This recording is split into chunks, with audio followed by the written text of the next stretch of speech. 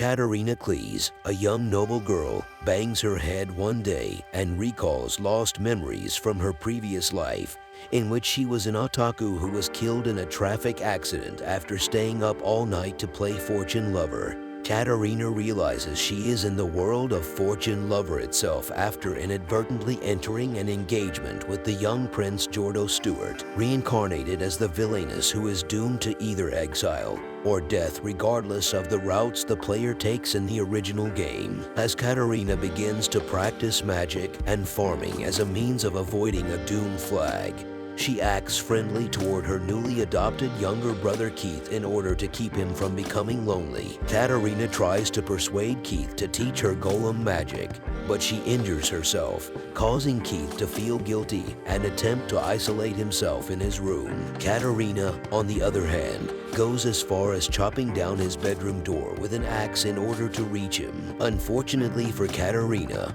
her mother discovers the broken door and drags her away to scold her. While Keith watches with a warm smile, Katerina is invited to a tea party where she meets Mary Hunt, a shy young girl whom she approaches for gardening advice. Katerina unintentionally uses a line from Fortune Lover that Mary's fiancé, Jordo's brother Alan, was supposed to say to her as the two become friends. Mary becomes more focused on Katerina as a result of this. Alan pays a visit to the Klees' home the next day and accuses Katerina of seducing Mary, challenging her to a tree climbing contest chosen by Katerina. He always loses, though, because Katerina's previous otaku incarnation was an excellent tree climber. Katerina suggests a musical competition, which she is blown away by when she hears Alan play the piano. To change the tides, Alan is praising his abilities when Jordo makes a remark and runs away. As Alan feels inferior to Jordo, Katerina, noticing his talent with the piano, shows him that even Jordo has weaknesses and that Alan should be proud of his own uniqueness and strengths, causing Alan's heart to begin healing. Katerina comes to the aid of the lovely Sophia Escart at a tea party hosted by Jordo and Alan after discovering she has read one of her favorite romance novels. Katerina, overjoyed to have found a companion to share her love of reading, quickly befriends the shy girl. Sophia is delighted when Katerina compliments her appearance, which is frequently insulted by others, and asks to be her friend when she visits Katerina's house with her brother Nicole, another love interest from Fortune Lover. Katerina then spends the day at Sophia's house, where she meets the parents of the siblings and learns about some of Nicole's charms. Katerina notices Nicole's love for his family, which others overlook, and delightfully praises it, causing Nicole to open up to her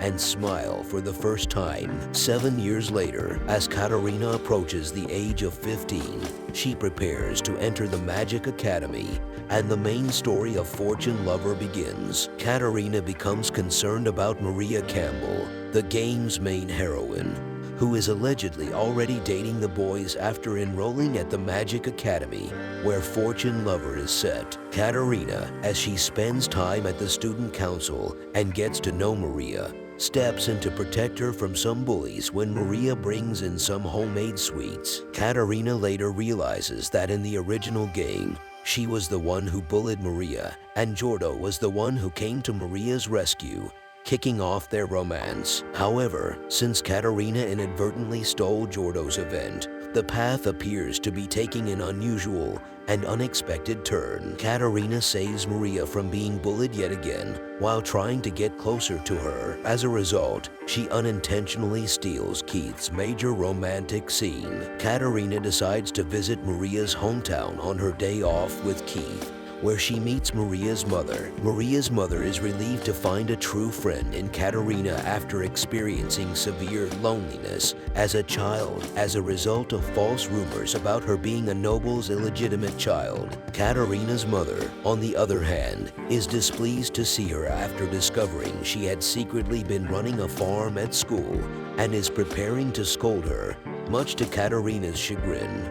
Jordo plans to take Katerina to the lake for a date during summer vacation, but Katerina, misinterpreting the situation, ends up inviting everyone else along as well. Later, Katerina goes shopping with Sophia and Nicole, and she is taken aback by Nicole's unexpected advance. Following that, Katerina joins Mary in attending Alan's piano recital, in which it is implied that Alan has feelings for Katerina that he is unaware of due to Mary's interference. Katerina then tries to finish her summer homework before returning to school, as she has left everything until the last day of vacation. As she falls asleep that night, she recalls a conversation she had with a friend from her previous life. Sophia has a dream about Katerina's real-life friend, Atsuko Sasaki, who was deeply saddened by Katerina's untimely death and made a wish that when it was her turn to die, she would like to live her next life as Katerina's friend again. Meanwhile, everyone is tasked with entering a dangerous dungeon for a magical stone as part of their practical exams,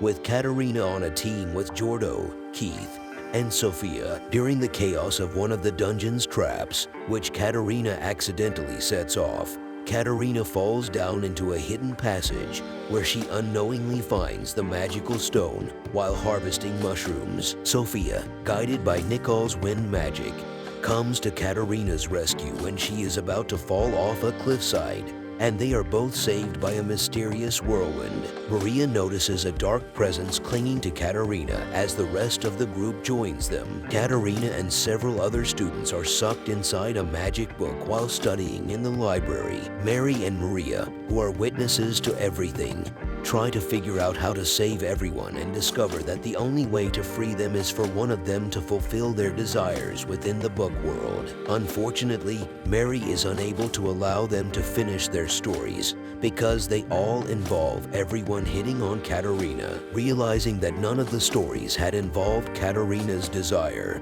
the two allow a scenario to play out in which Katerina gets to eat as many sweets as she wants, a desire that proves too great for the book to contain, freeing everyone as a result. In the aftermath, Alan, whose story was the only one not read because Mary didn't want him to be aware of his feelings, discovers Katerina playing outside and joins her. They share an intimate moment while sitting atop a tree to watch the sunset, but it is cut short when Mary discovers them and rushes towards them to prevent anything from happening. Katerina and the girls throw a slumber party to celebrate passing their exams, and her maid, Anne Shelley, notices everyone's feelings for Katerina, which Katerina is unaware of. A flashback shows Anne, the daughter of a baron and his maid, being scarred in a fire that killed her mother and being deemed unfit for marriage by her father. When she first joined the Cleese family, she tried to be merely a tool until Katerina's personality changed as a result of her accident,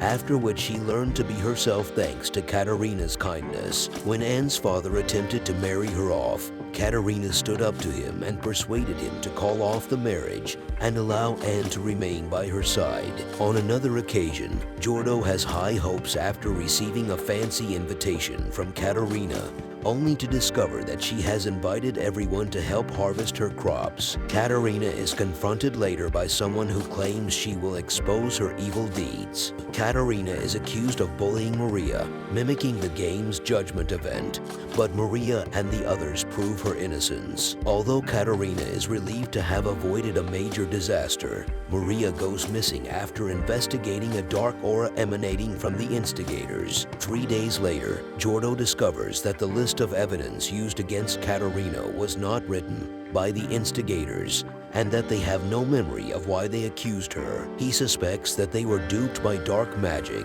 and that Maria's ability to detect it led to her capture. Katerina is unable to sleep that night after having a dream in which all of her friends die. The next morning, she is tired and goes to the infirmary for a rest. Katerina sits on a bench on her way back to class, recalling her first meeting with Maria. Sirius Deek, the president of the student council, interrupts her. Katerina soon realizes that the true culprit is Sirius, who declares his hatred for Katarina and puts her to sleep after recalling what Atsuko said in her previous life about a hidden character from the game who possessed dark magic. Katarina's mind is trapped in a world resembling her previous life as an otaku while she remains unconscious, realizing that if Katarina remains in an eternal sleep, she will die. Everyone tries in vain to find ways to wake her up. As Jordo and the others lament their feelings for Katarina, Sophia, revealed to be Atsuko's reincarnation, hears her voice and rushes to Katarina's side so Atsuko can reach her inside the dream world and guide her back to the world she belongs to. Katarina learns where Maria is and joins the others in rescuing her and confronting Sirius based on Atsuko's parting words. Sirius, whose real name is revealed to be Raphael Walt, explains how Martianus Deke had a mage kill his mother in order to acquire dark magic in order to perform a ritual in which the real Sirius mind and memories were transferred into Raphael's body. She then murdered the mage in order to silence him.